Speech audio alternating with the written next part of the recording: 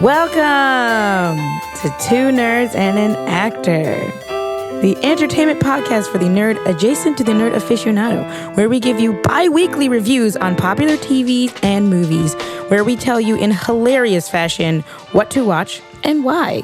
This is Season 4, Episode 9. And I'm here with my nerd bloods, the nerd bloods, Mike Santana. You guys seem... Just...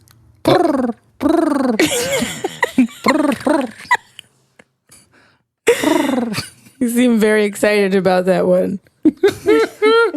Nah, that's... I've always wanted to be most deaf. Okay. And France Jerome. Not gang related. I know, but No, not you. in my letters, I'm letting everybody else know. in my letters, Yeah, nah. And I am your prize of gold host, Aisha Jordan. You could have been Chadwick. You know that, right? you could have been. I could have been alive. He was Thanks. their Malcolm and their Martin. Thanks. Anyway, Spoilers. is it Yeah, spoilers? You see that in the trailer. You know who Chadwick is. As you might know, we will be talking about The Five Bloods, the new Spike Lee joint. That's exactly how it's pronounced. It Yep. is. It's a D and an A. It's not The Five Bloods. It's really called The Five Bloods. The Five with the It's number definitely five. not the Five Bloods. Right. The Five That's Deadly a- Bloods. The Five. It's the Five. Yeah. That, and we'll also be talking about the Chappelle special that dropped real quick. He was like Beyonce out here, was like, oh, secret album. So we'll talk about that. We got some nerdy leaks about some of our very highly anticipated subscription streaming services and their decisions during this recent uptick in Black Lives Matter for some other people, which is true. It's true.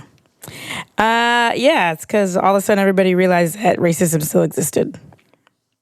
And they're doing stuff about it. It's very exciting. Well, some are not there yet, Agreed. but they're at least now open to the possibility That racism could be that changed. racism exists. No, that it even exists.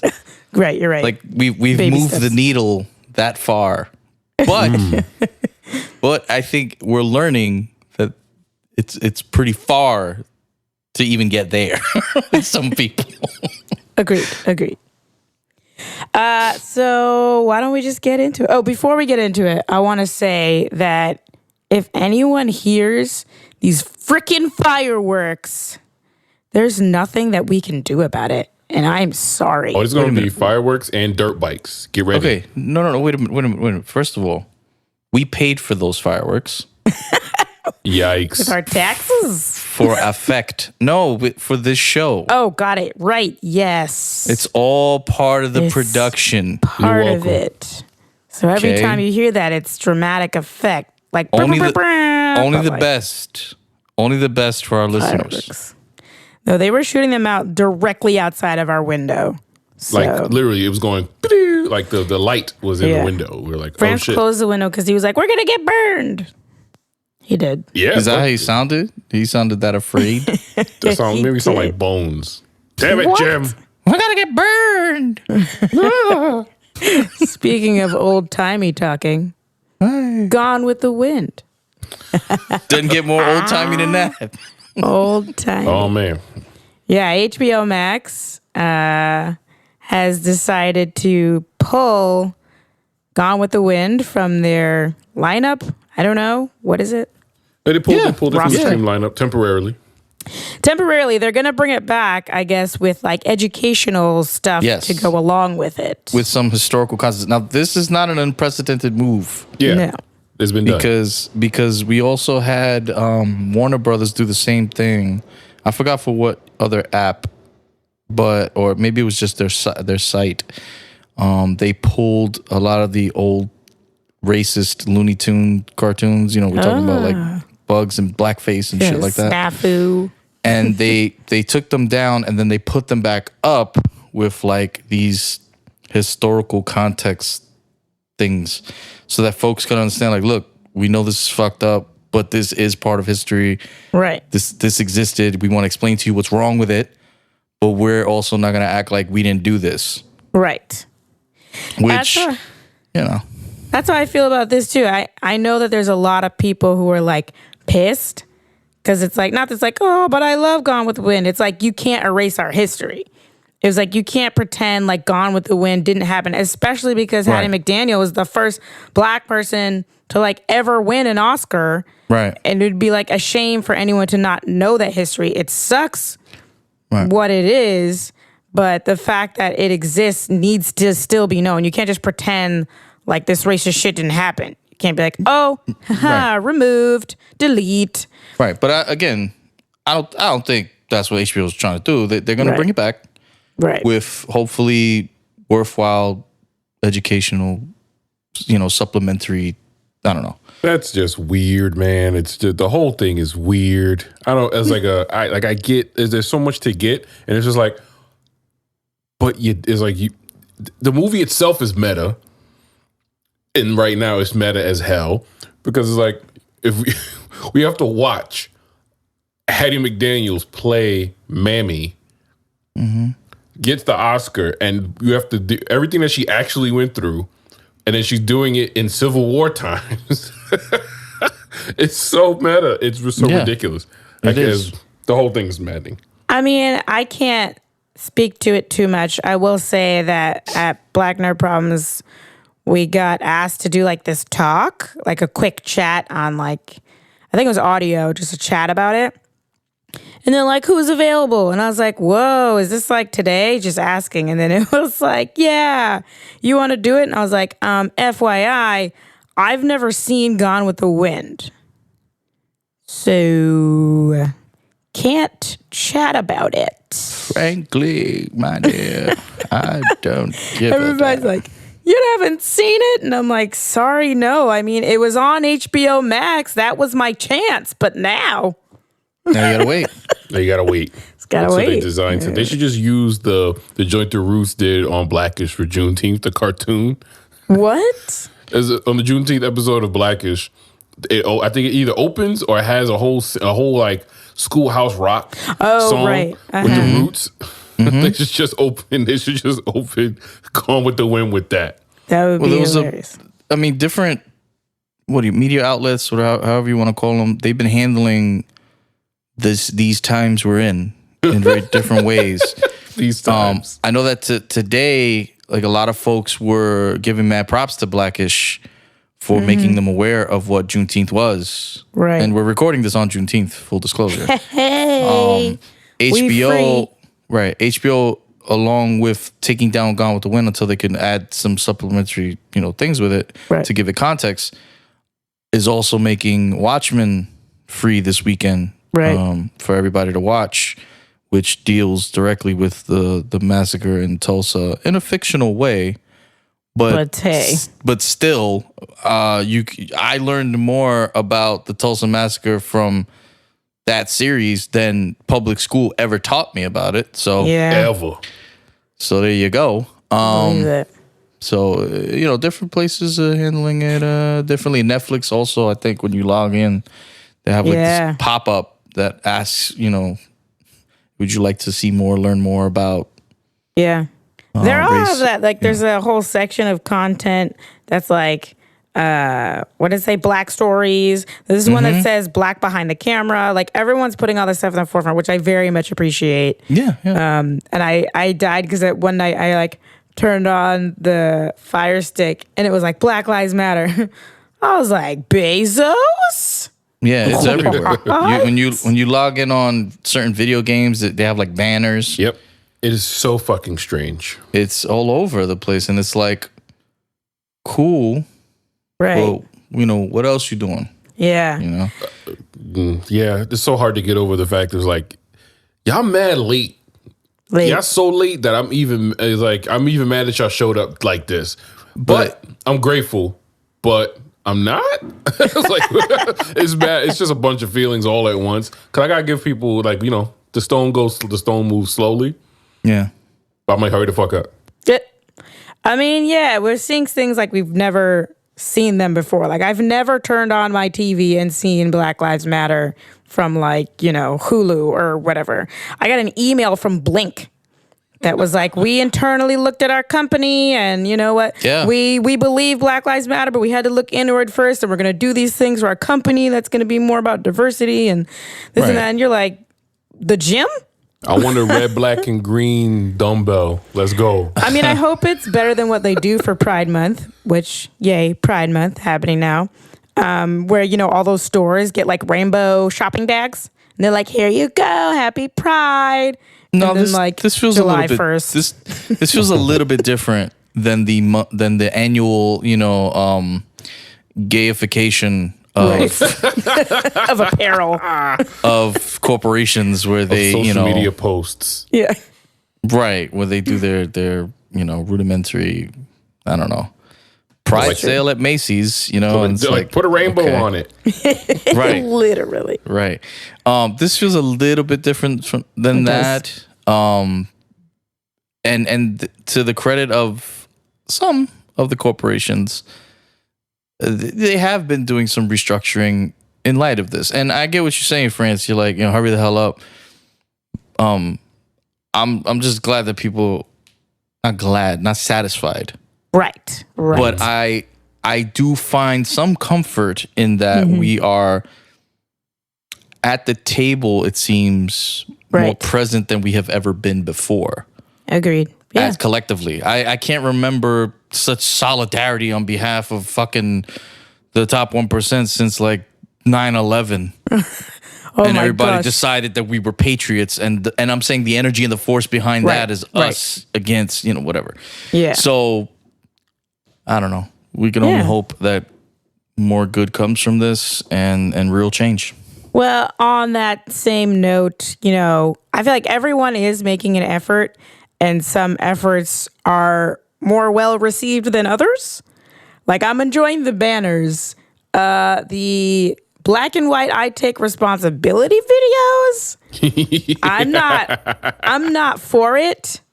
I don't know what they were, I do know what they were thinking. So if no one has seen it yet, there is this video circulating of several celebrities who in black and white are repeating the same, not phrase, but like paragraph or statement about taking responsibility for like racist acts and taking the step in their own personal lives to make a difference and make a change. And like, it's on us. And, they're all white, obviously. And like, you watch it, I feel like as a person of color or anyone who, I don't know, consumes media, you're like, what the hell am I watching right now?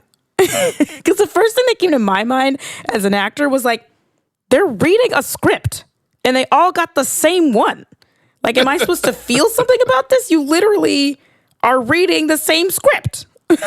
Right. Did you collectively write it? It didn't feel like sincere or genuine or organic. No. Aaron Paul literally looks like Thor in Endgame at the beginning of Endgame, where he's just like in a hoodie, looking like Eminem. Spaghetti. To be fair to Aaron Paul, he kind of always looks like that. He does. I honestly thought like he was being himself, but it was just so intense. Right. Like, the fact that they're take responsibility. You would have thought they'd taken a page from the Imagine. Oh, my bad. Damn, you fucked up my whole. Go. This can't be undone. Nah, I'm just saying you would have thought they'd have taken a page from the fucking smash hit success story that was the COVID Imagine video. What was the COVID Imagine video? Gal Gadot The jumped Gal it off. Gadot shit, where we were all like, "What the fuck is this Imagine?" I gotta say it right. I gotta respect it. What? I don't think I saw that. Did I? They can't see my face. I'm like, I can. Yeah, you. Anyway, the fucking. They should have taken a. Not to be sarcastic, then they should have realized that these celebrity fucking selfie shot video thingies that they all collab on.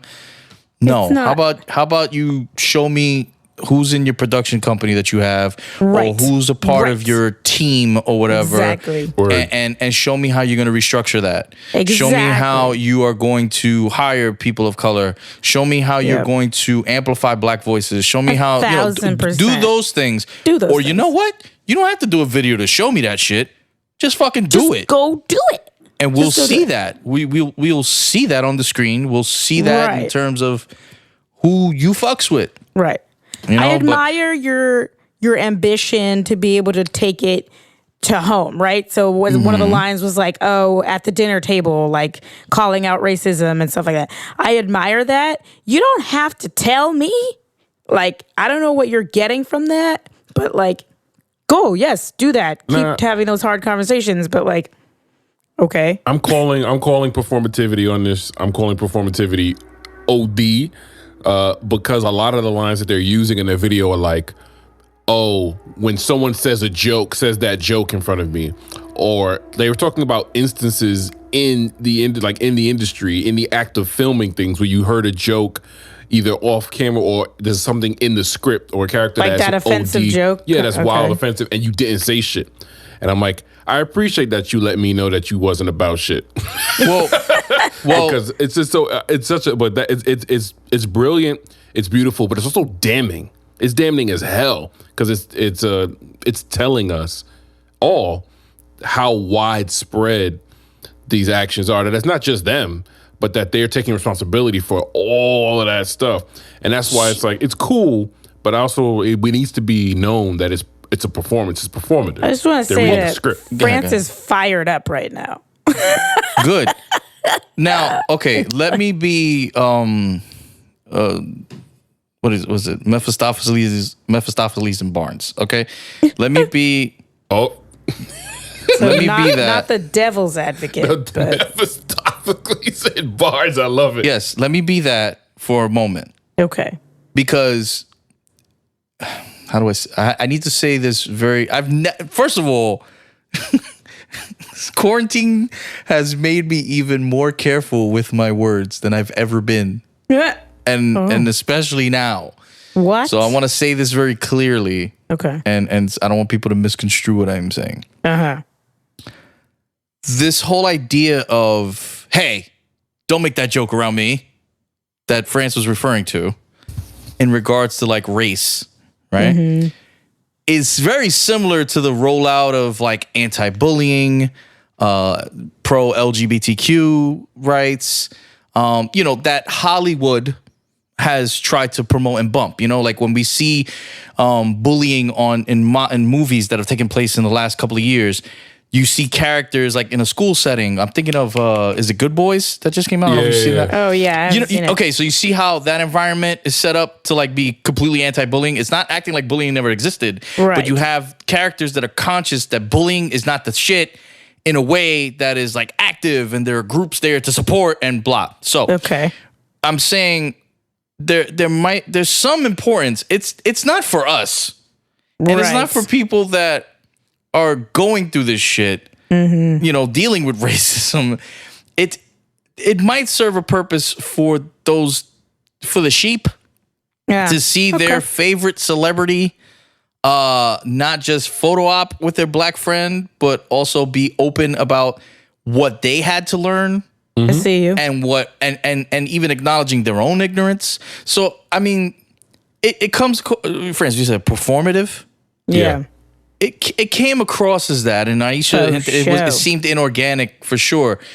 But, and I'll rest my case now.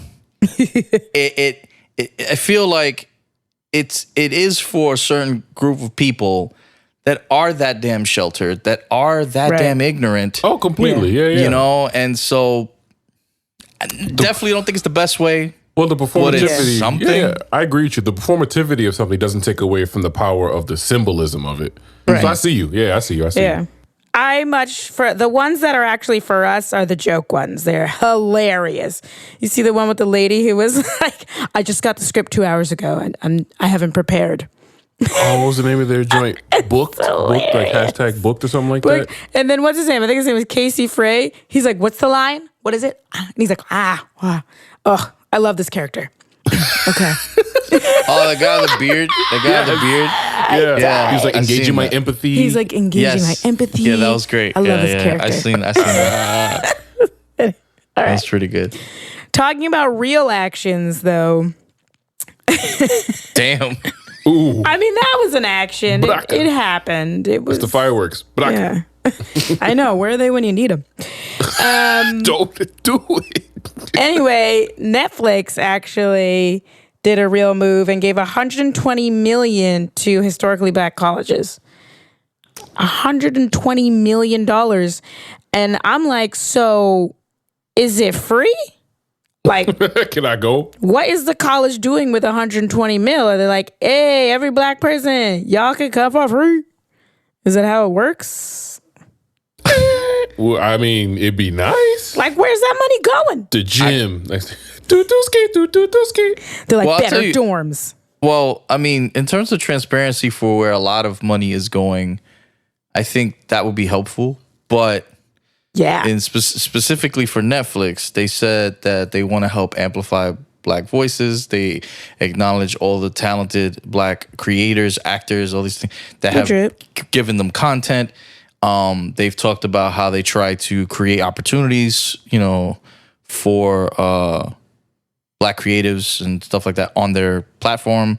But now they're like putting their money where their mouth is, air quotes, and donating a significant amount of money specifically to historically black colleges.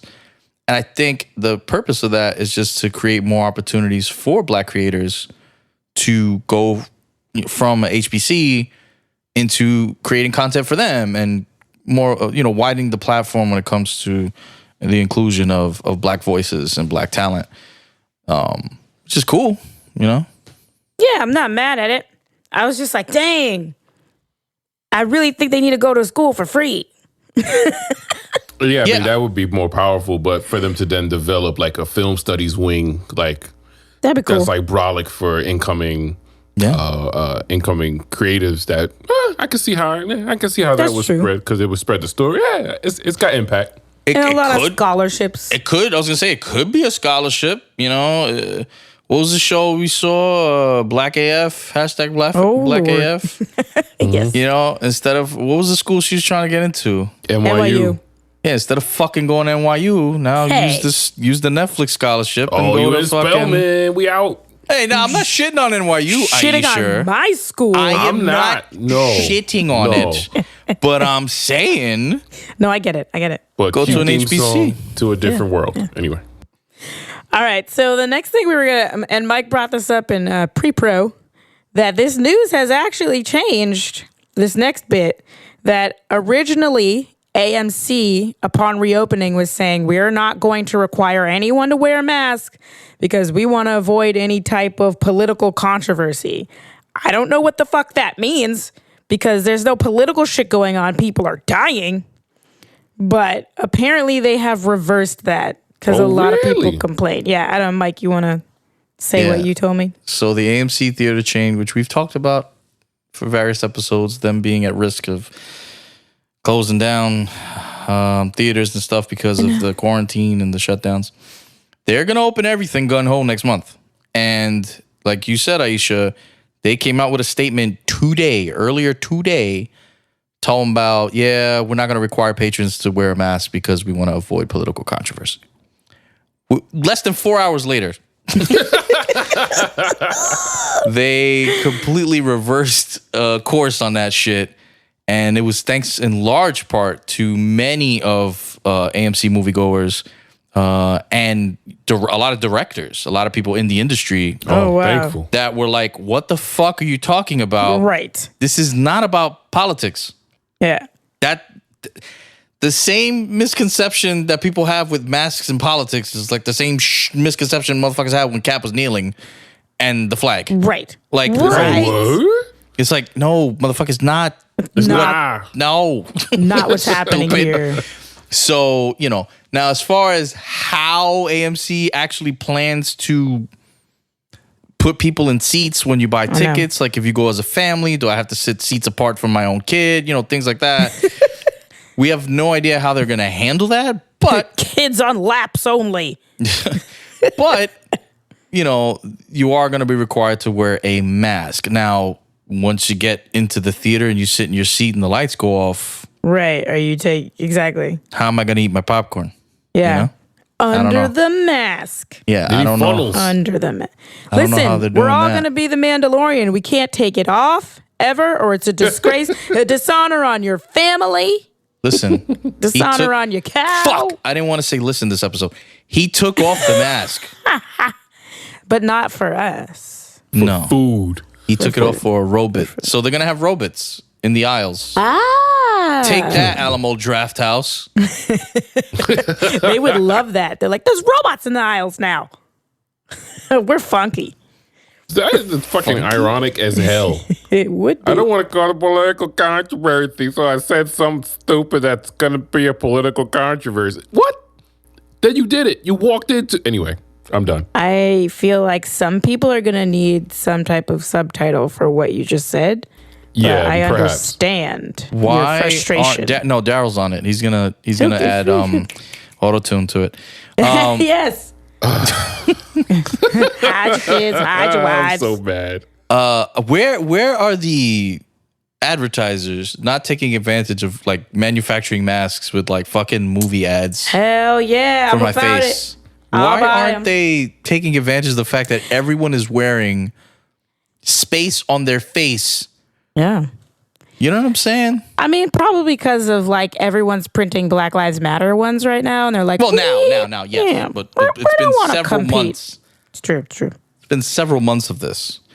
Speaking of that, it's time for our shout out. So, as always, we want to shout out Kat Ramos, but in particular, we want to shout out Kat Ramos's son, Gregory, who apparently is the one who put Kat on. No, she put him on. Oh, she put him on. But he But just now faithfully he is champion? listens. Yes, he champions, and then they have intergenerational conversations about our conversations. Okay. Because of it.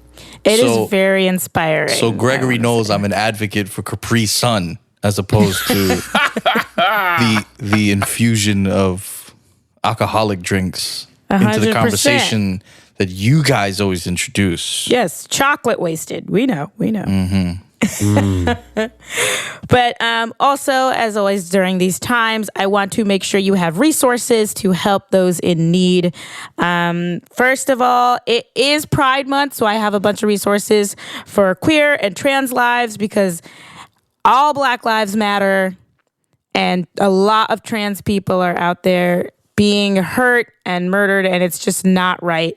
So there's a lot of support that needs to be sent their way. There's the National Queer Trans Therapists of Color Network, which it looks really awesome. So check that out. It's for mental health and helping Black and trans people.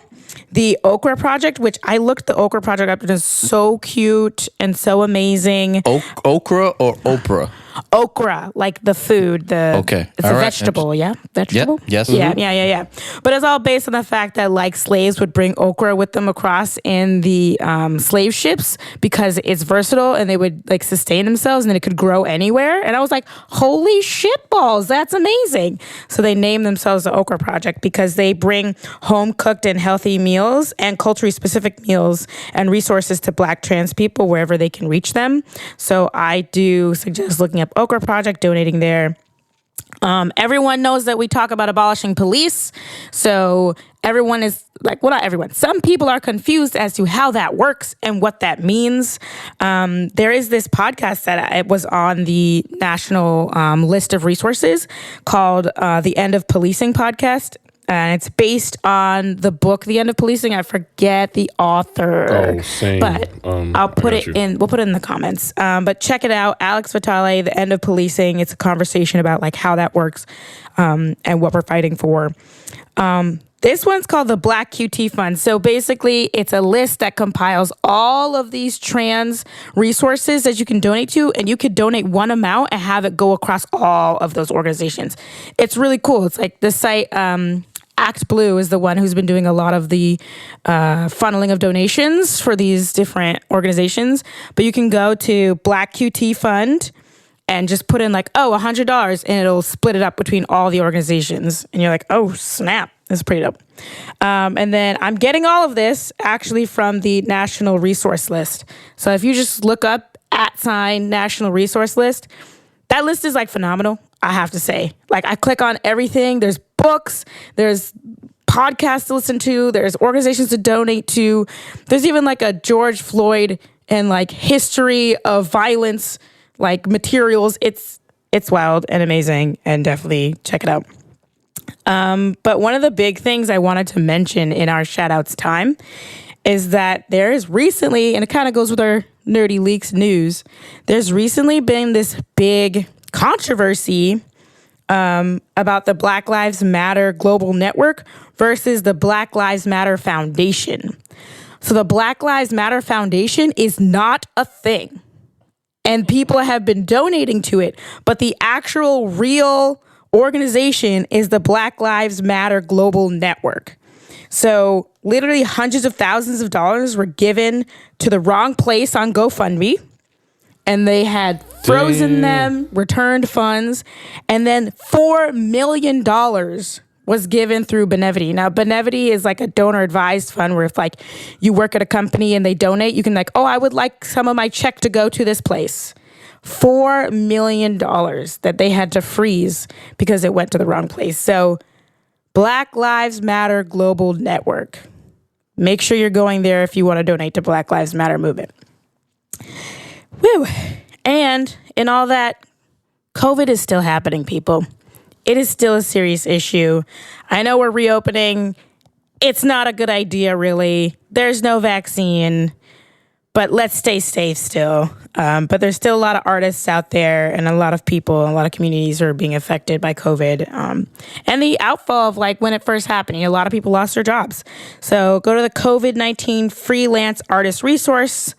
So you can help freelance artists still make their bills and pay their rent. And then also the COVID-19 resources for undocumented communities, because that shit is serious. Okay? No one's talking about that. Facts. But you can also donate to Black and Brown artists. So make sure you're doing that. I will shout out my own job, Fractured Atlas. They have a bunch of Black and Brown artists that you can donate to. Check them out, fracturedatlas.org. Or you can donate to people like us. If you want to donate, you go to 2 nerds and an actor, .squarespace.com. We got a new website, and you have to spell out the number 2. I'm going to fix it, but for now, 2 nerds and an actor at squarespace.com. And you can donate to us. Honestly, if 20 people gave $10 a month, that would literally cover our sound editing costs. $10 a month. That's all you have to do. That's it. So check it out. And if money is not possible for you, please, please, please, if you're online and listening, like, subscribe, share the podcast, get us in those algorithms, get us the exposure. If you've downloaded it and you love it, comment, do anything, and let us know if you comment so that we can share it too. If you work for a blog or you have your own blog, you work for a publication, write a review, tell all your friends, please, please, please, please. Every episode, we will shout you out if you write us a review, like, share, subscribe, put a comment, just let us know, and we'll shout you out. Mm-hmm. If you were on, Black Nerd Problems looking for cool gifts, and you're like, what the fuck is this? And you stumbled on our podcast, share that, what the fuck is this? With your friends. Okay? 1,000%. That's what we're asking. That was a mouthful, but I feel good about it. I feel good. All right, so... That was a mouthful, and I feel good about it. I do. Mephistopheles and Barnes here. Mephistopheles and Barnes. No. Gregory, Mephistopheles is like the name of a demon or an alternate name for Satan or Lucifer. Mm-hmm. So that's where he used to be on Saturday Night Live. Have you been in an accident? Oh my God. You're welcome.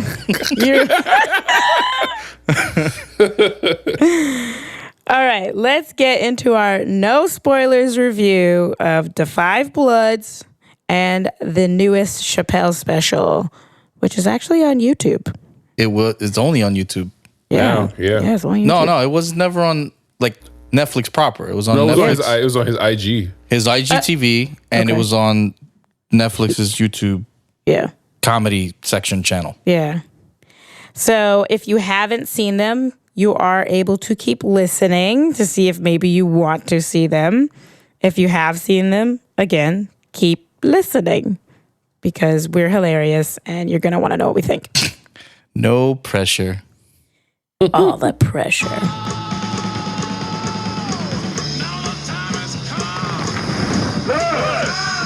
All right, so to Five Bloods. My first question for you all is, did it end up being like new style for Spike? Was it really a different, like, new ground for him? Because the trailer made it seem like, wow, he's trying something new. Did it feel like something different? Yeah. I think mostly in part because there were 4 writers. Okay. I was like, and 2 of them are actually legends in the video game industry. Random. Paul DeMeo and I can't remember the guy's name. But yeah, it's 4 writers altogether. One already an Oscar-winning writer, but yeah, different style, and is a different style, which I have to give him props. Still has some of his his go-tos. You know, the dolly shot is in there. There's a dolly shot. There's a fourth wall break and a monologue. Huge fourth wall break. I was like, but there's some stylistic choices that are definitely not his day-to-day bread and butter joints. I mean, this is him off the block. There's barely any cement in this whole fucking movie. Right. So this is very much outside of the scope of a lot of the films he's ever done, because ain't no Stoops, ain't no... Right. It's very much a movie, that takes place not here in America, and still finds a way to transport American issues and, important subjects and aspects of our lives, and how it kind of is affecting other places in the world. That's very different than any other Spike Lee joint. I was going to say that it felt the same. But the circumstance, like you were mentioning, does make it different. Yeah, the setting makes it very different. That's true. I felt like it did have that Spike Lee feel, though. Like I was watching, I was like, yeah, I see you're trying to tell me something. I felt like, the selection of scenes and shots was very, very Spike Lee. I feel you. I feel you. I mean, he's always been unabashedly about the Black experience. Of course. This one is really, really, really, really hyper specific to a Black experience. But still, yeah, that's what about it is. That's what makes it a Spike Lee joint, in my opinion.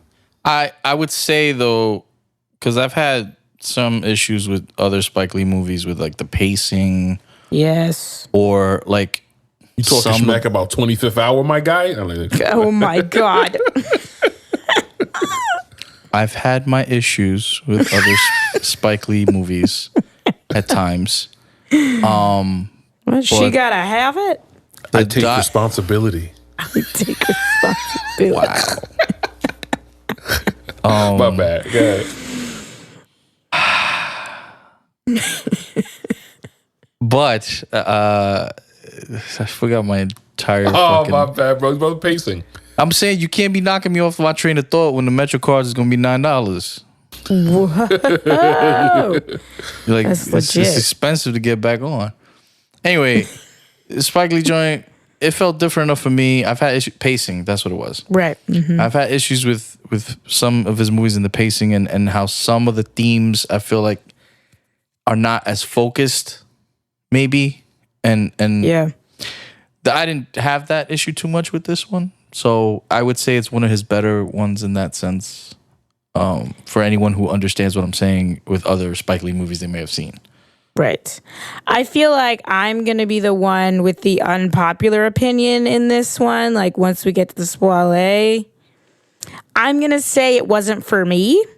And I don't mean like I didn't get it or anything. I think like literally I don't think it was made for my type of audience. Like, I didn't feel like I had a buy-in to this film. I was like, okay, this is happening. And then I kept questioning what was happening and trying to understand why I'm going through this right now. But I was like, maybe it's because I'm not a black man. I don't know. Or maybe it's because I never, had any type of like military interactions or experience. Like military anything. Yeah. I mean, I have family who are in the military, but it was never that integral to my experience. So, I don't know, that's how I felt. I don't know if maybe there's other ladies out there who felt the same way, but... Well, there's some cross sections. I was like, I don't want to get too deep into the spoilae of it. Right. But there's a really specific intersection that this movie speaks to. Really specific intersections. I was like, and none of it is clean. It's all messy stuff. And most of Spike Lee's movies are deal with the messiness of the black experience. And therefore, like, it's hard for it to be concise. That's why they have all those, like, what do you call those climactic moments. You scuffed my Nike. Like, like those moments, because you can't really explain blackness and capitalism in a 2-hour movie. Right. Narrative based on narrative. I guess I was trying to understand. I can understand that explanation, though. Like, I'm like, oh, yeah, I get that. This one was hard for me to be like, I get it. Well, it predates us, too. True. Okay. How many should we rate it now, or does anyone have any last comments? No, We'll get into it. I'll save it for the spoiler. My man. All right. I mean, this one's pretty straightforward. How many gold bricks do you give it? Seems out of 10. It's usually out of 10, right? Yeah, out of 10. Deep inhalation. I'll go for it. 6.5, 7. Okay. I give it 6.5, 7. Some of the performances were very strong. Even if the narrative wasn't like the most engaging, right? At times, some of the performances was just like really good. One of the performances in particular was borderline. Okay, like the fuck are y'all all trying to get this person an Oscar? Like, I feel like they're all trying to help one particular. We just want to help this guy out. This one guy. Trying to get Kobe score 60. Yeah. They were feeding Kobe. My God. Like, there's only so much of the jungle scenery you could chew. I know. But that he did. Anyway, we'll talk about that in the spoiler. But I'll give it 6.5, 7. It for a Spike Lee joint on Netflix. Right. And like I said, pacing was good. It was digestible. Yeah, 6.5, 7. I was gonna give it 5, and then I felt like that's rude. So I'm gonna give it 6. No, wait. To your guns. Your honesty ain't rude. Facts. Well, I was gonna give 5, but then I was like, it's true. The performances were like the one thing I was like, I'm about this. All right. I feel like so then 5. Yeah, okay. Then I'll give it 5.5. 5.5 gold bricks. All right. That's a lot of money. They don't want your pity. Are you sure? Oh, damn. I'm gonna give it a 7. He's like, done. Drop gold brick. Yeah, I'm gonna give it 7 gold bricks. Period. It has something to say, and it says it loudly. Okay. Well, we'll talk more about it in our spoilae. I've got some interesting thoughts. Shimmy. You see the shimmy, right? Shimmy, y'all. Shimmy, we gotta go to video. I know right now my facial hair and all that does not belie how much I know we need to be on video, but it keep does. It, bro. You got the Philly beard. Knowledge. Keep it. I'm keeping a beard. There's only one reason I'd lose the beard, but there's kids listening. Wow. You can still keep it. First of all, that is not going to impede you at all. Keep that. Handle it. Anyway, all right. Talking about kids listening. I don't know why. Chappelle. It's for the kids. Remember he did that Muppet episode? Yo, YouTube is mad hype right now. It's like, word. Yeah, okay. So Chappelle, if people don't know, put out a special kind of very quickly and no announcement really. It was like all of a sudden there's a special up on YouTube. It's a Chappelle special. Of course there's no announcement. Well, I mean, you knew like, oh, Chappelle has a special, Sticks and Stones on Netflix. Okay, like you knew a little bit ahead of time. This was like right now. It's live on YouTube. For every Sticks and Stones, there's 10 5-hour sets that he just fucking walked into. That is true. So, well, this one was very specific. It was in response to everything that's going on, the murder of George Floyd, and then also in Walmart in his hometown, his current hometown, of the man who was shot in Walmart by the police. And it was in Ohio, right? Lives in Ohio. Yeah, in Ohio. Yeah, in Ohio. It was just very raw. It's 30 minutes, or like something like 26, 27 minutes, something like that. It's like 26 or 27 minutes, but there's only 22 minutes of him actually talking. Right, yeah. They kind of show, it's the first, quote unquote, I think he said concert, quote unquote concert during COVID. Right. I liked how they did that though. It was like taking people's temperatures and then they showed like the seats being taped off. Yeah, taped off. Obviously more than 6 feet apart it looked like. Which I was like, this is so considerate. I love this. And I was like, I would have been there in a hot minute, to be honest. Yeah. Chappelle's doing a live concert and you just gonna be sick. Okay, I'll wear my mask. They're giving about like Chappelle masks. I'll take one of those right now. Right. But I guess what my question is, what should people expect coming into this special? The title of the special is 846. Yep. It's not. There's no. Ain't no ifs, ands, or buts about it. You know what he's talking about. You know where he's going. Just you should expect a masterclass in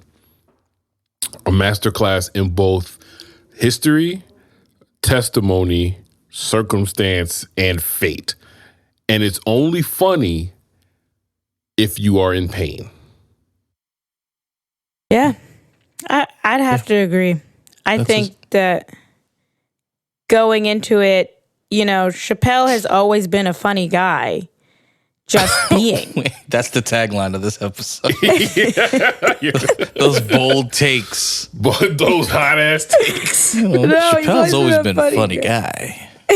But he's just, him alone being is funny because the rawness of his life, his experience, and what he's about is what makes it so deep.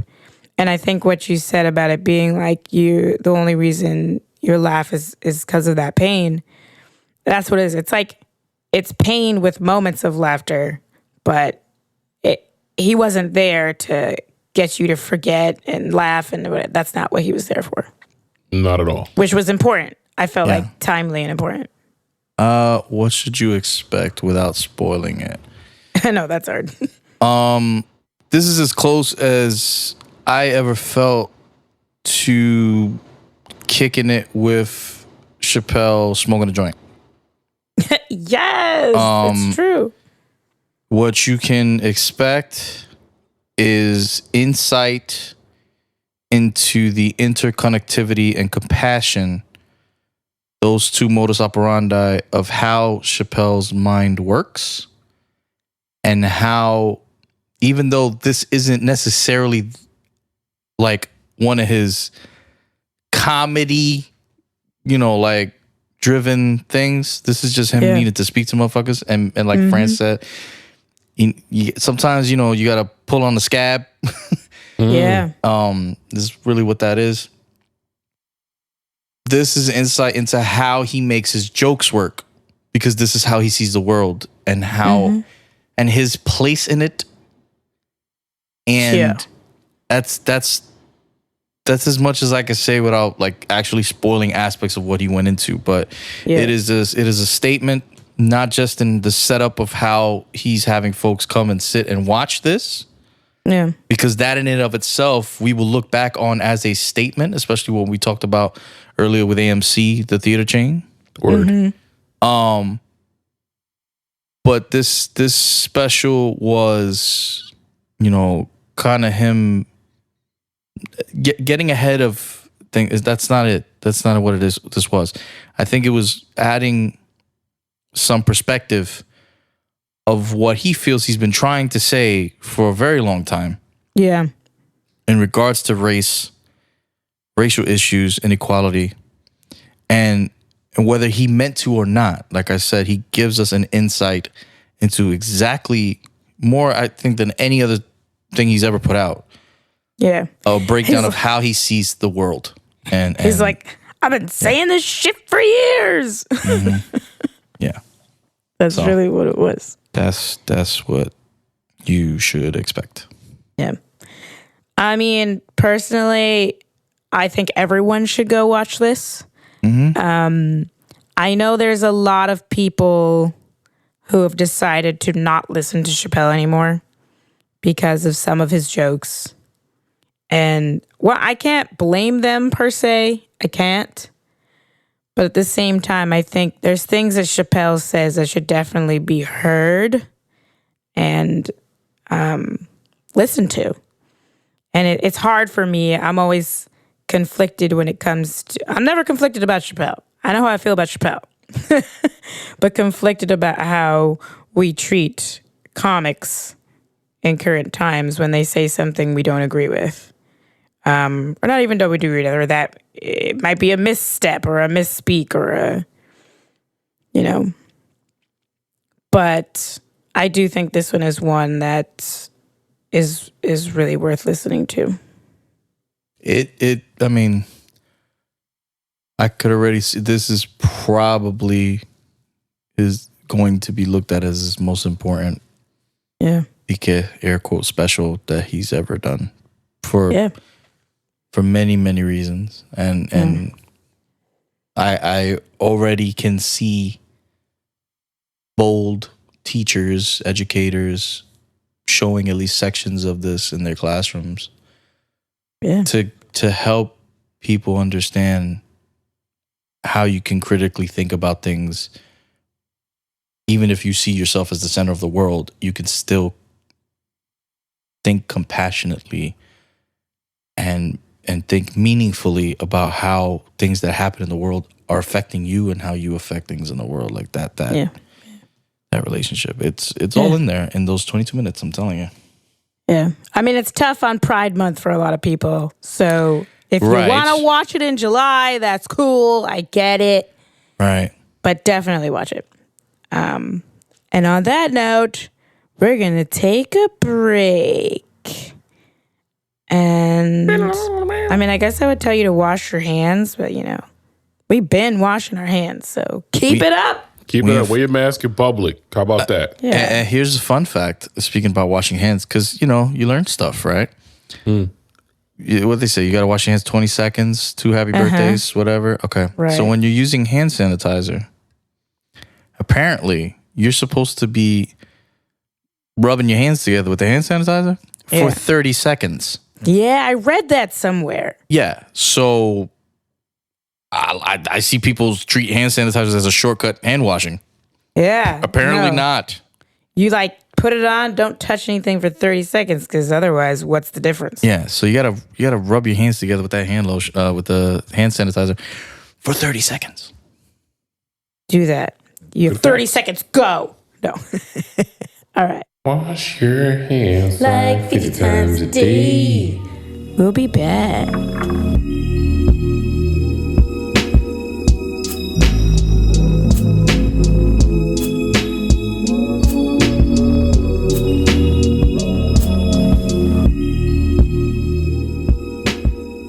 And we're back. I hope you use 30 seconds to hand sanitize and get back to, I don't know, work. I don't know if this you're break working, was it's even Friday 30 night. seconds for them. Maybe they were like, I'll take the 30. Let me go do this. Yeah. And get a drink. I don't know. If you're at work. Sun. Yeah. Get your juice box. Okay. Before we move into our spoilers review of Defy Bloods, every time I say it, I feel like it turns more and more into one word. I'm like, Defy Blood. Defable. Defable. Daffable. Before we get into that and the Chappelle special, special. The Chappelle special. We have a very important question that's been milling around in the entertainment worlds. And that is, who should play Storm from the X-Men? Now, I've actually been contacted by friends to be like, yo, is this real? Is Beyonce really playing Storm? Oh, I thought and I was like, I thought you were going to say that you were contacted to play Storm. Oh, hell no. You think I'd be here? No, that would make no sense. You said that would make no sense? No sense. All the like integrity. Sarcastic ass Storm. Like, what am I? Listen to me. All of the integrity I've built up as part of this podcast, I will throw it to the wind if it meant you got to be Storm. What? Well, I would be a terrible Storm. It would be. I don't care if that's even possibly true. That you would be a terrible Storm. I don't care. I want to be able to go and be like, hey, you see that? You see that lady up there? That's my friend. What fuck is your friend? Nah, we capitalizing though. We doing an episode on the red carpet. right there. I'll bring my couch. I'll just put the couch, and they'll have to walk around it. There's no way. I can't. I would not even on the shores of Tripoli. Like, I can't do that. They'd be like, "What is she doing?" She's changing the weather. What do you call it? Fucking motherfuckers were posted on like Facebook. You know, Beyonce. Yeah. And I'm looking at it, and the source where it's coming from is like YouTube.com, and I'm like, nope. And then I'm like, how is people thinking this is even remotely real? Like, the number one thing everyone has been trying to do is be like, can we get someone who looks like Storm? Like, just first part, and then second part is perfect for the role. Why would anyone be like, yeah, Beyonce is not. I like Beyonce a lot. Sure. I like her a lot. I thought she was better than I thought she'd be as Nala. If you would have told me that I was going to enjoy her portrayal as Nala more than Donald Glover's portrayal of Simba, I'd have been like, get the fuck out of here. Yeah, no, But she kind of did a better job just being a voice with some life in it. That being said, don't want her anywhere near the role of Storm. Not at all. No. Okay, Foxy, Cleopatra. No. I'm good. Bringing lightning. No. I'm good. I'm good on that. I am so good. Okay. So we know we don't want Beyonce. Who do we want? Halle Berry is still alive. Stop it. Can she be like the new Storm's mom? First of all, your mom. First of all, second of all, and John Wick 3 of all. She looked better now than she did when she did the fucking movies back then. I'm not saying that she looks like she should be a mom. I'm saying I don't want her to play Storm. So can she just play a mom? What the fuck was France talking about? I don't want her to be Storm either. I was saying, but you saying, I'm saying no. It's a clip of that. No. I'm kidding. I'm trying to throw you under the bus. I'm gonna actually agree with. So after the Beyonce stuff happened, the thing that came out was like a petition was signed for Dominique Jackson, the main character of Pose. I know, right? The main character of Pose. One of the main characters of Pose. Yeah. To be Storm, and I'll take that. She's a trans actor, dark skinned, tall, regal, like could command a fucking Storm for sure. Yeah. Like as an audition, like in the audition. Yeah. It's strange is that Dominic Jackson looks like the comic book iterations of Storm, especially in some of the more recent ones. Mm. Like in the Ta-Nehisi Coates ones that are they look like Storm. It's kind of scary. You're like, oh snap. I mean, I'll vote. I'll sign a petition. I don't know where it goes. YouTube.com. YouTube.com. What about I mean, are we completely getting rid of all the Fox casting? What was the Alexandria Ship? What's the name? I'm good. Yeah, we're good on that. Listen. I was just asking, are we like completely getting rid of all the Fox casting? I mean, I would like to. There were a lot of people that did like her. And? Who were they? The tens of hundreds of people that went to go see the movies in the theater. Okay. Well, Anywho. she's in Shaft now, so she's got a gig. Oh? Not based on our review. Stuff to do. Not for long. I mean, Shaft ain't going to be a legacy for long. Yeah, I'll keep it a stack. I'm good on Alexandria Ship. I'm good. The character of Storm is too important as a symbol to be held by anybody. Like, she has some issues with colorism early on, not being well read about it, and then trying to speak on it. And people was like, "Yeah, it's a clip." So I'm a clip where I like maybe down the line, but I was like, right now I'm so good with like, who was it? Anthony Baccade who played Okay, you said that so fast. Bill Nobody Kiss, knows what you Little said. American Gods. Yeah. Yeah. Like, and she was on Twitter like, "I'll do it." She did. She was like, I'll be it.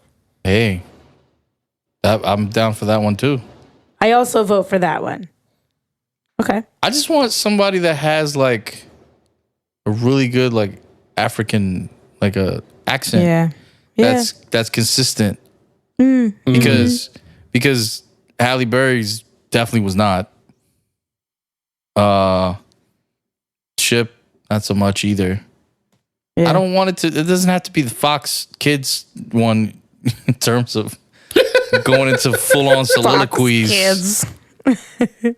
But I know. It's that level of gravitas that Storm is supposed to have. Yes. If the actor has like gravitas just in their being, I'm down. I'm down. Because Storm ain't used to that you throwing rocks at me shit.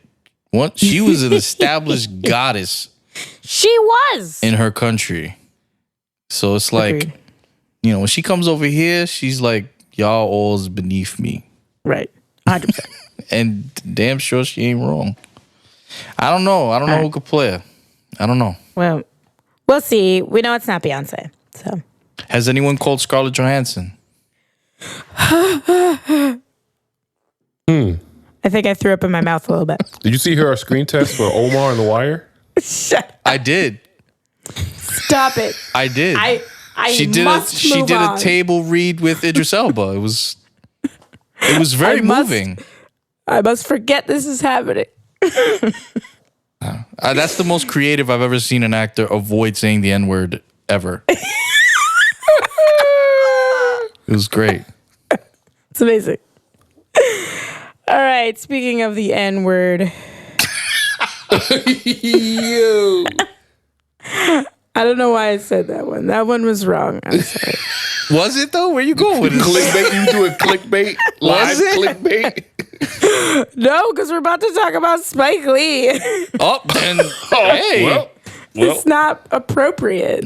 No, if it was a Tarantino film, it wouldn't be appropriate. Okay, that's true. bars. Or it would? I don't know. Yeah, I'm right. confused. It would be on brand, but not appropriate. Right. Agreed. There we go. But we are going to go into our Spoilae Spoilae review. Whose turn is it to say Spoilae? I feel like it's Francis' turn. Oh, God bless. Okay, do it. Make it interesting. Spoilae! Oh, that sounded like you were calling all your peeps. That's the point. Yeah. It's going to like ricochet. Do you remember back in season 1 when we explained that to you? Okay. Do I remember back in season 1? So many years ago. Yeah, so we're going to do a Spoilae review of The Five Bloods. The Fabla. The Fabla. And Chappelle Special. France is wild and mature. They're never going to take us seriously as professionals Understand. if you No. continue like this. Exactly. Okay. Oof. Wow. This is I happening. don't think I said it right. Yikes. I don't think I said it right. Anyway. Oye, let's man. get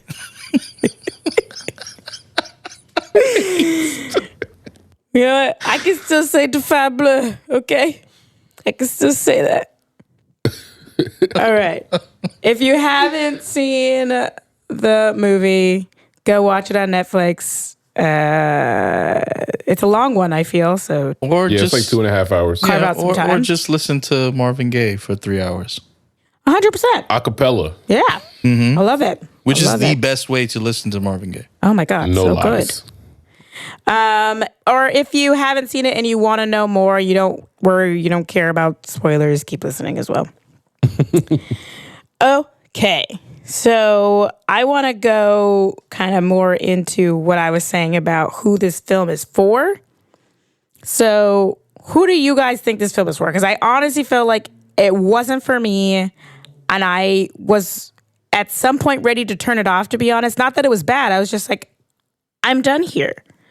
But you all tell me, who do you think this film is for? I mean, if I was going to put it under a microscope, it's for specific intersections of people. Either you loved the bridge at River Kwai and all of the OG Vietnam movies of the 70s. I was like, or you're a black man who is enlisted in the services of the military, or you're a Marvin Gaye fan. Right. It was like, but it was a very specific story. Like it's like for lack of a better phrase, it's like a dichotomous love affair with Vietnam movie film, because it drew from every one of them, and then talked bad about either of them as well. This movie is for your uncle who wears MAGA hats at the Thanksgiving table, Yeah. I guess. Maybe that's why it was difficult. The women in the story were very much periphery. Yeah. Periphery? We get, like, they're spoken about a lot more than they're actually present, Facts. Yeah. like on screen. The woman that gets the most screen time ends up being the character portrayed by Melanie Thierry, Hetty, Bouvier. Yeah. Yeah. And she's a French white woman. So that's kind of interesting. But as far as who is the movie for, it's weird because I felt while I was watching the movie that it felt like, and I could be completely wrong, it felt like wherever Spike Lee wanted to go with this movie, certain contemporary political things were not tacked on, but Included. Yeah. they were included. And it was noticeable in the times when I felt like the movie was introducing those elements to the story. And that's why I think it turned out to be a movie for the MAGA hat wearing uncles. The whole thing was really meta, even in its creation. There was a lot of talk about how Spike had to fight to get it made and then get it on Netflix. He always And talks, then- every one of his movies he talks about is a fight to get it made. Right. But They then didn't want me that's to a do very- 25th hour because they were like, there's only 24 in a day. So There's that, but then there's what it really means to be a black creative in Hollywood. Okay. And then he wanted to use 16 millimeter, and he had to like fight with that because now that's considered expensive. That is Yeah, expensive. it is. Well, I think it used to be the expensive standard. then. But it used to be the standard, so it was like par for the course, and now it's a little different. But there's all of these behind the scenes struggles that then add to the film and the struggles in the film. And then because I reached the same point that Mike reached really early on, and I was like, why are they? And it kept making me ask, why are they doing this? Why is this happening? Right. I recognize overall it was really a story about colonialism and then aligning and making parallel of the Vietnamese struggle and the Black American struggle around colonialism, because there was so many. And I was like, oh, okay, great. I get that. That, for me, becomes clear. But the way it became clear was so muddy. It was so much thrown in that I was like, huh. But it was clear. It was what it was. I think that for me, I think that was the part that I actually was drawn to. The fact that Spike Lee was making a movie that showed the cross-section between the Vietnam War and the Black people who were on the front lines of said war, dying more than any other. You know what I mean? It was a war that nobody believed in. Nobody wanted to go. They didn't understand why they were there. And all these Black people are dying in it. I thought that was really interesting. And then the cross-section between how colonialism has affected all of us. And you had that woman who was coming on and kind of doing those like radio show things and be like, this one's for you. And I thought that was really interesting. I think all those little pieces were interesting.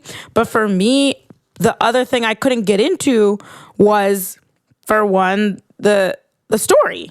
I was like, I don't know why I'm on this journey with you. I don't know why I should care about these bricks of gold. And I don't know why I should care about the deteriorating mind of this character and why some of the scenes were so goddamn long. It's Spike Lee. It was so when I say this is one of the better paced movies, I'm not saying it's like a masterclass in it, but... Right. The story was a bit of a challenge because even the characters weren't all sure. They had different motivations as to why they were there. Right. But it was predictable for me at times too. That's how I felt. Oh yeah, once they introduced the landmines thing. The landmines, or even just the idea like, money makes people do things even when they're brothers. I'm like, okay, yeah, I get it. You guys are not going to trust each other. It's top dog, underdog. Yeah. But it is. But we spoke around it, Aisha. You're talking about specifically when you said the performance. You just now you said something. You're talking about Delroy Lindo. Yeah. Run that man his Oscar. I really feel like for whatever reason, they were like, "No, we getting this motherfucking Oscar. This one's for you. This one is for you."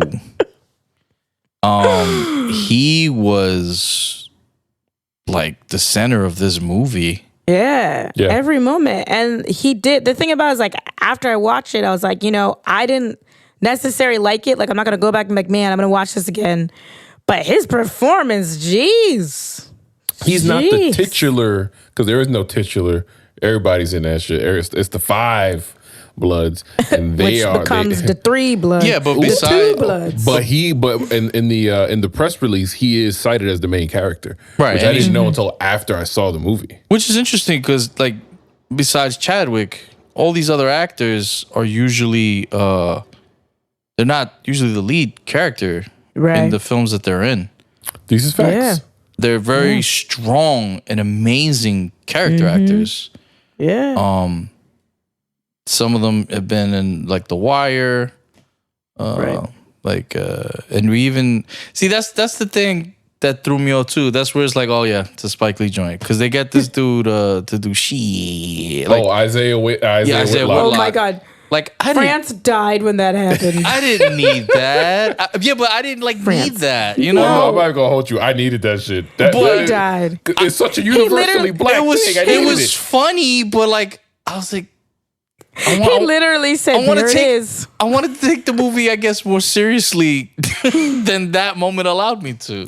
He said that for like 10 minutes. He was like, "She." But this is why the movie lands for me. It's because I'm a black man. I was like, and I exist in one of the intersections that is like aiming at me. I felt aimed at. I was like, I can't shake the narrative. Even if it was corny, he was like, yeah. And I was like, what is going on? I can see it for what it was. And it's rare. It's so rare to have a love letter in film sent to you.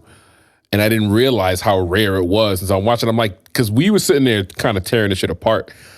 I mean, I was. Yeah, and I can see I can see everything that Aisha was saying about the movie. Everything though. Facts Agreed. though. But I was watching it and I was like, wow, Aisha is making only salient points here. And it doesn't matter. It's like it still didn't matter. It's gets true. to me. And I was like, oh, I see. This is what it's like to have a movie aimed at you the same way that we typically experience. Most movies are mostly white folks in them. Yeah. It's like it's aimed at them, so they get it in a different way. Well, before we kind of go on, I had this one question I do. This is something that people do in like workshops, right? Like a rosebud and a thorn. So like a rosebud would be like, you know, the thing that you, I guess, for lack of a better description, liked about it. And a thorn would be like the thing that was like your gripe. But like quickly, since we need to go to our next Chappelle show. My rosebud, I think, was what I mentioned before, that cross-section between the way Vietnamese people were treated, juxtaposed the way Black people were treated, and their common experience of the colonizer. And specifically with that woman who was kind of, I guess you would say, the podcast lady. Oh, Hanoi Hannah. I liked that. And then the thorn for me was the long, drawn-out scenes and the no entry point for the story. But specifically, I knew it was going to happen for the rest of the movie. When they were on that boat, and the scene with the guy trying to sell him the chicken went on for 30 minutes. Yeah. I was like, whatever, throw everyone overboard. Who freaking cares? Kill the chicken, and then everyone jump in the water. I don't care. I was so mad. Yeah, but it was just like, hitting me over the head. Yeah, that scene did go on too long. Oh my God. Rosebud for you me. You killed my father. I was like, I can't. Yeah, it turned into that. It wasn't that ahead. I mean, I get the scene. I do understand it, but it was just too much. It did go on for a little long. Rosebud for me would be the dynamic between Paul and David, the father and son that were on this excursion. That's Delroy Lindo and Jonathan Majors. They had a very complex relationship. Really did. And it had some moments that you're like, you know, the choices that Black men are put in positions to make. It was sad. Yeah. It was a little heartbreaking at times during the film. A thorn would be, as I mentioned before, like the landmine kind of I know. aspect of the portion of the film when the banker guy they all thought was rich, played by Norm Lewis, Eddie. Yeah. Where Eddie, like, for whatever reason, starts backing up several yards for away. 15 minutes. Yeah, and then he steps on the mine. Then, like, the way his death is handled, and oh my God. it was just, all that was kind of like... Why? Tropic Thunder? No, I would say Tropic Thunder handled it better. Very, very well. They handled moments like that way better. Very well. Yeah, that was kind of weird. Also, like a pedal, I guess a pedal. There are several gunfights, and they're not like the greatest action scenes ever. Right. But I would say for the location and for Spike Lee, they were pretty good. They were okay. I agree. They were the one at that like temple or whatever. Yeah, like you fun. felt very much like you were, quote, in the shit. Yeah. With the way that he chose to shoot some of those scenes. I kind of wish he did something like different. Because we've seen those types of films before, those types of firefights before in that location. But whatever, for him, it's not an expected aspect of a lot of his films to have like long, drawn out action shootout scenes. Right. And so he did fine with that, I guess. Yeah. True. A rosebud for me are there are moments that exist. There are moments in the movie that exist in history that have never existed on film. That there were groups of Black men who learned about the assassination of Martin Luther King while they were away, and addressing that internal struggle of fighting for respect you never get against a person who's not against you. Right. Like what it meant to be a Black soldier in Vietnam, learning about the assassination of a civil rights leader. That's like that has never been expressed fully on film. And that idea encapsulated the entire movie for me. And that was a rosebud for me. There's these moments that pop up that happen in blackness amongst men that have never been on film. And I was like, whoa, this is intense. Any of the scenes between Jonathan Majors and Delroy Lindo, oh my God. Is that a thorn or a rosebud? That's still the part of rosebud, because those are those moments about black masculinity that never shows up on film. And then thorn would be, I felt like Spike Lee was doing some super cool, old school cinema, radical cinema stuff with the long scenes, but that the multiple writing styles didn't match up with the scenes. Because because he's letting actors play in the character for a while, which works great when the writing sets up the scene so well that they have time, they could just go off. 25th Hour had, because they had a lot of that in it. So you needed some like writing editing to happen. Yeah, I mean, one of the writers passed away. Oh, damn. Before it came out, Paul DeMeo. And so it was like, it's curious about how much of that went into not being able to cut those scenes, if at all. But yeah, that's me. Okay, well, check it out. It's on Netflix now. You can watch it. Again, it is a long one, so... It's 2 hours and 35 minutes.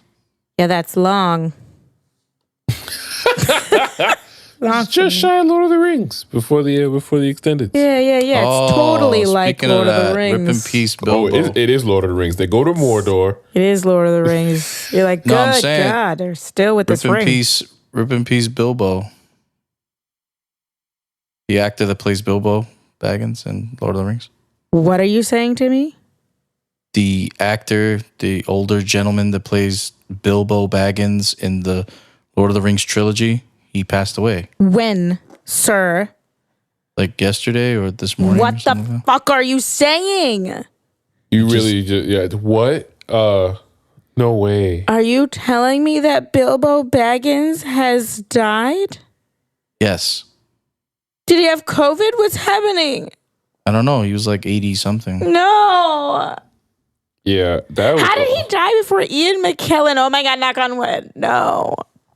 Guys. Wow. I'm sorry, Mike. So Mike just broke this for me, and I used to like live. I thought y'all knew. I have to collect I haven't myself. been. I didn't listen. It's Juneteenth. I didn't want to tell y'all that earlier today. I thought y'all just knew, but I'll Ian collect Holm. myself. No one has even contacted me. I don't think anybody knows. I thought to. Well, yeah. Again, So that was today. yeah. Rip in peace, Bilbo. Okay. Ian Holm. All right, no doubt. All right, we gotta move on. Even sadder news. You mentioned Lord of the Rings. Show. I had to say that. Well, it's all right. R.I.P. So Chappelle's special. If you haven't watched it, actually, I think don't listen to us right now. I think you should go watch that. It doesn't really make sense to have spoilers and then go back and watch it. You should just experience that on your own and come back to us. But yeah, this was on Netflix, YouTube, in their Netflix is a joke. That's what it's called. They're like Netflix is a joke YouTube thing, whatever. And all the reviews that I was seeing, like the number one title was like, not so funny. And they don't mean it like he's not being a funny guy. They're like, it's not funny. You know what I mean? It's like, shit is serious. He knows it's serious and he's here to talk to you about it. So I guess for someone who's watching it, what struck you the most out of the special? I'll elaborate a little bit on what I was talking about in our non-spoiler. Yeah. So Chappelle, through a little bit of family history on his part, a little bit of current events, a little bit of numerology, he's able to find ways to connect himself on a very human and compassionate level with the tragedies that have befallen the Black community over the past, specifically because of things that he mentions, more so the past couple of years, from Eric Garner to, I mean, he doesn't mention Sean Bell, but, you know, like, whatever, just like the last couple of years. And, you know, specifically what happened with George Floyd, he gives us insight into where he sees himself being connected to all these things. And it really is, if you just change the subjects and the tragedy out of it and stuck in other names, you know, like, Right. that's how he constructs his jokes. Yeah. That's how he tells his stories. That's what makes him such a profoundly brilliant performer, Yeah. because of the perspective that he gives, things that other people might feel too uncomfortable to focus on, Yeah. or maybe unwilling to connect with on a compassionate, meaningful level. And it was a very necessary discussion that it seems was the impetus for doing such a special was because other Don Lemon, the reporter on Right. CNN and others were like, you know, why aren't we hearing from? Why isn't Chappelle telling us what's going on? Right. Where are all the affluent, rich celebrity black voices at a time like this? Yeah. Right. And Chappelle basically tries to say, like, I've been talking about this shit. Right. And this movement is bigger than any one person. This movement is bigger than me. I don't want to drown out people that are more capable and more well-versed and just experienced in what this is. I don't want to drown them out with my presence. I'll amplify them, but Right. I'm not trying to lead, because Yeah. that's why he says several times he trusts the drivers. He trusts the younger Right. generation. He trusts... so forgive me if I don't remember your original question, but Just what that's struck what's you there. the most. Yeah. That's what struck me the most. The fact that he gave us, I think, more so in any other specials he's ever had. Maybe not since even the James Lipton Inside the Actor Studio interview that he did. This is the most insight we've gotten into how his mind works generally, Yeah. and how when applied to such a time as this and the circumstances, whatever, we can hopefully feel inspired to be as compassionate and as nuanced and as critical a thinker as he just naturally is. Yeah. Yeah. Yeah. And I think that for me, something that struck me the most was the attention to time. So, like, you know, he starts out talking about how he, you know, had experienced an earthquake and it was only like 30 seconds of feeling like he was going to die. Yeah. And then imagining George Floyd for 8 minutes and 46 seconds knowing he was going to die. And like that hit me more than anything. Like that idea of connecting those two things and thinking about that, how long 8 minutes and 46 seconds actually is. Like, holy shit, I didn't even think about how long that really is. And then how he could bring just that sense of time so intensely throughout the whole, you know, special. Even though it was only, 22 minutes of him even speaking. But, you know, he goes into 8:46, that was the time that I was born, right? And then he starts talking about, you know, other time. And what was the one? He was like, oh, that was my, that's my birth date. He didn't go to the Oscars. That was Right. No, he didn't go to the Grammys. The Grammys, Both times, yeah. Both times it had to do with the Grammys that Right. he referenced not going to someplace. But yeah, the reason he didn't show up to the Grammys this past Right. Right. Yeah. was because Kobe had just died that day. Right. And he didn't want to go knowing that it was going to be held in the Staples Center, Right. where Kobe played with his jersey numbers 8 and 24 in the Raptors, Yeah. which is his birthday. His birthday. And so it's just Mima's like, birthday too. and then 6 days before my birthday. So, but it's like all these things that came together. And then he started talking about his like ancestor who's not too far away, remembering slavery, but then like being so connected to what was like Frederick Douglass or whatever. Like Yeah. It blew my mind. And like for a comedian to be so genius, because I feel like the biggest part about being a comedian is like bringing yourself to the stage at all times. And he was like, I'm going to tell you about this very universal feeling around the world about blackness and black people from the very specific and pointed place of me. Yeah.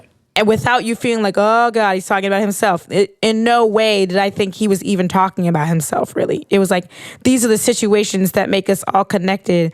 And like, I don't need to say shit, really, because I've always been saying this. And look how long and how far it spans across all of my people. Like that just blew my mind. For me, it was, oh man.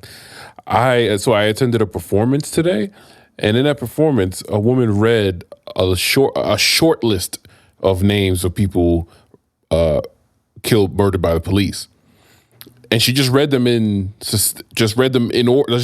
out of time, just read them, and I was moved to tears immediately. When Chappelle says, you guys remember John Crawford, the young brother who was killed at a Walmart for looking at a BB gun. And he was like, I got pulled over by that cop. Right. And the only reason so he grounded that whole story, and it was like, literally, if he wasn't him, or if that dude didn't know who he was, he could have very likely just been dead. Right. And we'd add Dave Chappelle's name to the list. That moment jumped off of me. I was just like, it really impacted me in a way that I can't quite express. The idea that none of us are immune. Mm-hmm. And that I couldn't shake that feeling the whole time. Which is why I feel like listening to Chappelle is integral for a lot of people. And I know there's a lot of people who are like, I don't listen to people who don't respect trans lives and things like that. And I'm not faulting you at all. Obviously, you're going to feel, how you feel. And I don't think that Chappelle said anything that would make trans people feel great. But at the same time, I don't sit here and expect any person to be perfect, any person to sit up and I'm going to exactly believe in everything they're saying. But I do know that when they say things and it moves me to be a better person or look within me to think about how I operate in this world or how I'm going to be a part of this, crazy world, that they're an important person to speak to. I'm not going to ignore Chappelle is a genius. 100%. Chappelle is a genius. That doesn't mean geniuses never say wrong things. And it doesn't mean that our heroes are going to be like 100% perfect. And I would never want my hero to be 100% perfect anyways, because what is the point of looking at you then? None are. None are. Genius and hero. Right. That does not translate to infallible. Exactly. Because none of us are. Right. None of us. And it's crazy that you said that, France, about how Chappelle brought up the fact that the day before that cop pulled him over and gave him a warning. Chappelle drops this special, and like a day later, Jay Farrow, another comedian formerly on SNL, gets thrown to the ground, knee to the back of the neck. That happened? Cuffed.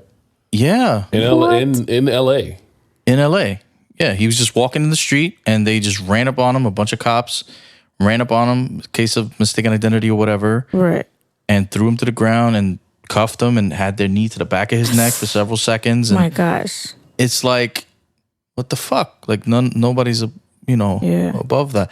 And then as far as something that you mentioned before, Aisha, I feel like Chappelle modeled for folks the appropriate way to put yourself at the center of a situation. Yeah. Like even if you are not directly affected by the plight, the trauma, the violence being put upon someone else, how you can put yourself in a place, in a space where you could be compassionate, and where, you know, the better parts of your angels can be motivated to be better. Right. And Exactly. to do better. Yeah. It's 22 minutes, but it is absolutely a masterclass of introspection. Yeah. In a time where that is sorely needed. And I'll end with this. You know, he mentions how, and he said it for several of his specials over the last couple of years, and he's not wrong. He talks about how stand-up comedy is one of the last bastions of free speech. Yeah. I don't know what the fuck that noise was. I have Sorry, fireworks. it's more fireworks. Oh, it sounds in my headset. It sounds like the fox that like That is what it is. I feel like we should pause for it. All right, they're done. Oh. Motherfucker. Anyway, Chappelle talks about how basically, you know, the stand-up comic is like at the forefront and the last bastion for civil discourse and free speech. And it is something to be protected. You know, when comedy is done right, it's hard, no matter how easy the best make it seem. 1000%. And right now, especially in this like cancel culture, you know, this mob mentality when it comes to assailing people's pasts, and where is the room for growth? Where is the room for change? Where is the opportunity to correct oneself? You know, if we're all just going back and just fucking Marty McFly your whole fucking life. Yeah. You're like, oh shit, you said this 10 years ago? I don't give a fuck what you did this last decade. Canceled. Right. And it's like, that's not civil discourse. Yeah. That it's not. How do we have a conversation with that? It's not a conversation. It's an execution. Yeah. And that's what's, you know, it's a very odd time for free speech. And Chappelle is one of the people, one of those American voices that will ring out in history as just being one of the realest motherfuckers to ever do it. Yeah. You know? Yeah. So. All right. So definitely watch it if you have watched it and you're listening. Hopefully you took my advice and you didn't keep listening and you hadn't seen it. But we are going to move into some trailers that came out, some very deep, some like let's just get this one out of the way. I'm going to say Gun Watch, because I feel like it's the gun watch of our time in 2020, is the Snyder Cut teaser. We talk about it like every episode. It's like every 10 seconds, release the Snyder Cut. They're like, Black Lives Matter, release the Snyder Cut. You're like, oh my God. Someone did that. I can't remember who, so I did see that on the internet. They're like, BLM Snyder Cut. I was like, I can't see the correlation, but whatever. I can't. Hey, they cut Cyborg's story out the fucking film, so now There it'll be we go. included. Black stories matter. Black stories matter. There you go. So we already knew it's coming to HBO Max, but they released this little thing. I just want to talk about how France showed this to me. He said, I want to show you this thing, and then we can decide together if it's real. If what is real? The teaser, the Snyder Cut teaser. I didn't know if it was real. With Gal Gadot. Oh, okay. You thought that it was like another fan-made shit or something? There was like 85 million of them. Yeah. So she's standing in front of this mural, as it seems. It's a Greek mural. It's like a giant vase. Yeah.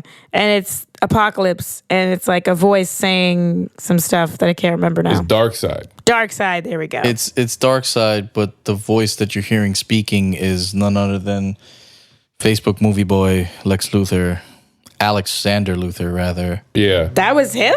Yeah, the voice that you're hearing is Jesse Eisen. I was Jesse completely, Eisenberg. I was like, what is this twang that I'm not listening to?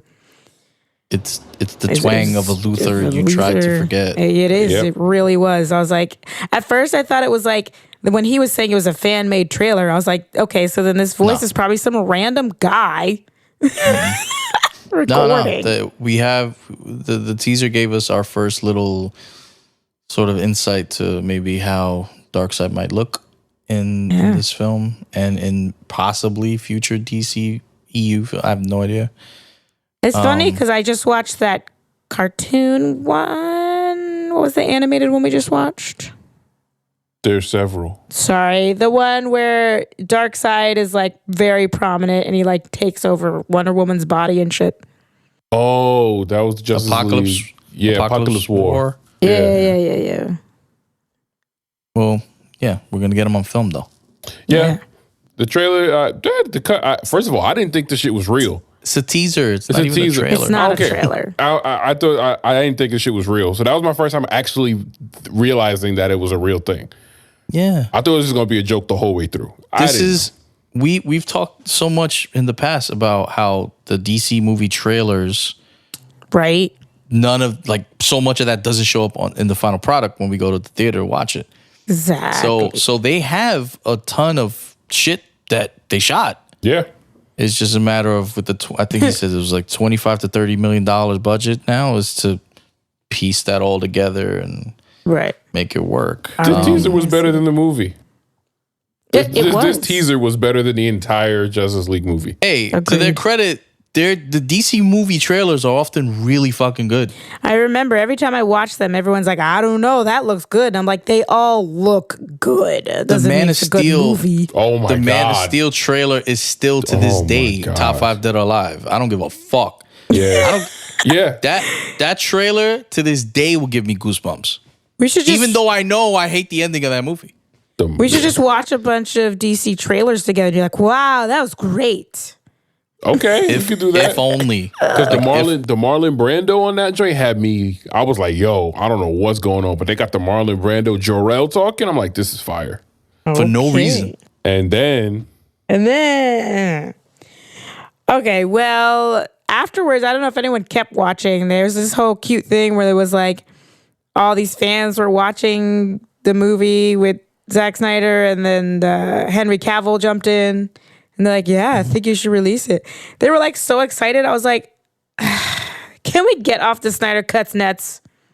Can we just hop off? But this is the thing. If you felt like you were a part of something better than what ended up being on screen because of the numerous hands in a cookie jar bullshit that we've talked about at Warner Brothers. Right. If you feel like, damn, like this was definitely a better film than what it turned out to be, and it's there, and you know you can get it out there, I don't blame the people that were involved in this film for wanting to get it out. The extenuating tragic circumstances of why Zack Snyder had to leave the film in the first place. That's the sad part. If I may, the thing that I used to talk about is there's a bunch of super fans on the Zoom call with Zack Snyder and Henry Cavill, and they're the ones who are OD excited. And I'm like, hey, yo, put your excitement in the back pocket. My man's daughter died off this shit. I know. I was like, that's why so much shit went. I was like, because they were like, oh, thank God. About it. I'm like, yo, chill. But it just shows so much indifference to his daughter's death. But Snyder has been cryptically fueling that from way back in the movie's release when he, would on Twitter or on Periscope, whatever, would show like an image of a close-up black suit that was supposedly, Henry Cavill was wearing the black suit for stuff that he was filming.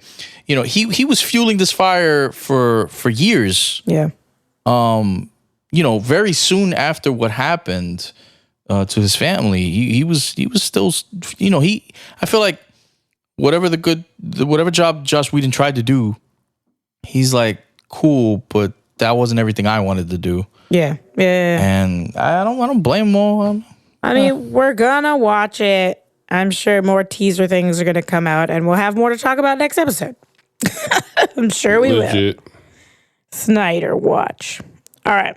So this next trailer, it is second trailer for Candyman. Who would do that? Candyman. Candyman. Candyman. Candyman. Candyman. Well, we're still alive. It is one of the greatest trailers I've ever seen. It's one of the greatest trailers of all God. time. It's definitely, that's a top 5 for me. We sat here just like Ever. you could hear a pin drop. How cool! Like, so for anyone who hasn't seen it yet, go watch it. But it's basically like the days of like Shadow Puppet, which I love. You know, any animated anything like that. But telling like the story of Candyman, but also the story of Black trauma in America. And it's like all in the span of like 2 minutes, I want to say, something over 2 minutes. And it's just like arresting. That's the word that I feel like. You're just like, you're stopped while watching it. And I don't know, like, first of all, everything I feel like Jordan Peele does is always timely because times sadly haven't changed that much. But I want to know if this trailer was made during, you know, COVID, during all this stuff. Like, were they like, yo, I have this idea for a trailer, and they went and like did this whole puppet animation thing? Or was this always going to be one of the trailers for the movie? You know what I mean? Because it's just like... It looks like one of those joints that was done out of respect for social distancing and for keeping folks safe.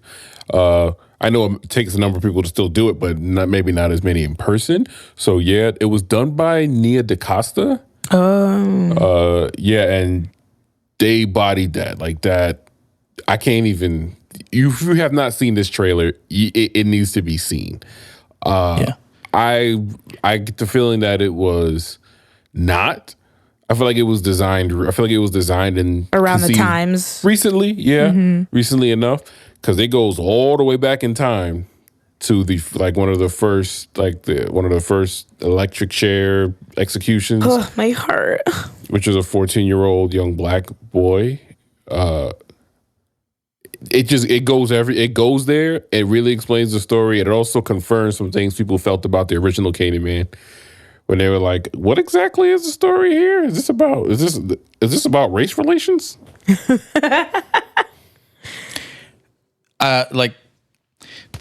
Even if you have like no context for either Candyman or the history of Black trauma in America, facts. It's such a it's such a well executed shadow puppet. Trailer that it's moving and you're like, holy shit. So moving. What the fuck is going on here? And because it's shadow puppets, even though some of the characters, within the trailer are cut out with certain phenotypes. Phenotypes. Thank you. Where you can kind of identify. Still, at the end of it, they're all the same shade of shadow. You know what I'm saying? So it's like, it gives you that kind of, why is this group being, what's going on? Right. And it comes all together very oddly when they all rise. Right. Very well put together trailer. I love it. And it made me more hyped for the movie. Like, I don't watch horror movies like that, but I'm going to go see this movie. For sure. Yeah, legit. Okay, so this next one, I'm actually going to cut to Warrior Nun. We were going to talk about Tenet, but there wasn't a new trailer. I think it was just a trailer that me and France hadn't seen yet. But we can talk about that another time. One thing I've learned since then, life has a really fucked up way of making your dreams come true. Warrior Nun. Okay. Yes, that's a real name. Warrior Nun, based on a comic series. It's based on a comic series, apparently. I think someone shared this, and everyone's like, is this a joke? Before watching it. But then as I watched it, I was like, this looks pretty damn good. I felt like I was watching Demon Knight, but also, I don't know, It's Demon Knight and Sucker Punch. Yeah, like put together. Demon Knight. That's, is that Tarantino, right? No, that's not Tarantino. No. That was a Tales from the Crypt type situation. Yeah.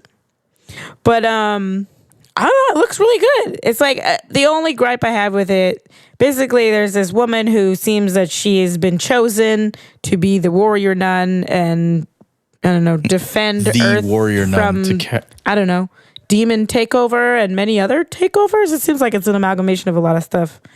But there's several other characters throughout it that look badass AF. And I am concerned why the main character doesn't look as badass as everyone else.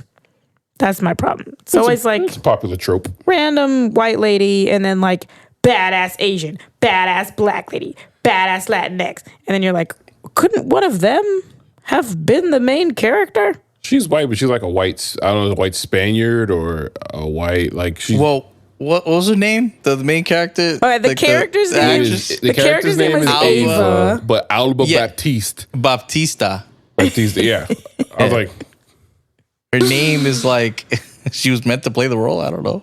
But yeah, but Ava, not so much. Yeah, I don't know. I'm very interested in watching it. I'll say that.